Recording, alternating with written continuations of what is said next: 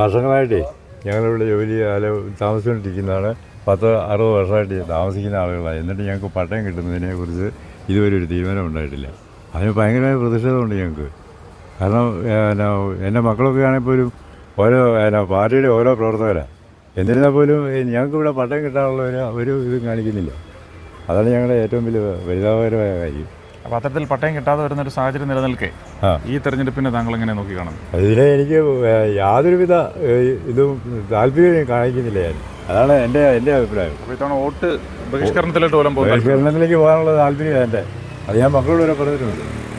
കാരണം എനിക്ക് അത്രയും ഒരു ബുദ്ധിമുട്ടുള്ള കേസാണ് ഇത്.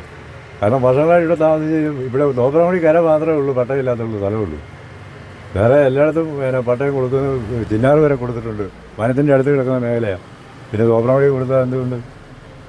അതാണ് ഞങ്ങൾക്കുള്ള ഏറ്റവും വലിയ പ്രതിഷേധം. തോപ്രാംകുടി മേഖലയിലുള്ള ജനങ്ങൾക്ക് പട്ടയം ലഭിക്കേണ്ട സംഭവത്തെക്കുറിച്ചുള്ള അവഗണനയിൽ പ്രതിഷേധിച്ചുകൊണ്ട് ഇത്തവണ ഇപ്രാവശ്യം വോട്ട് ചെയ്യുന്നില്ല എന്നാണ് പ്രതികരിക്കുക എന്നുള്ളതാണ് ഞങ്ങളെ നേതാവ്. ഞങ്ങൾക്ക് ചെയ്യാൻ വരുന്ന അതല്ലേ ഉള്ളൂ. അതാണ് ഞങ്ങളുടെ രീതി.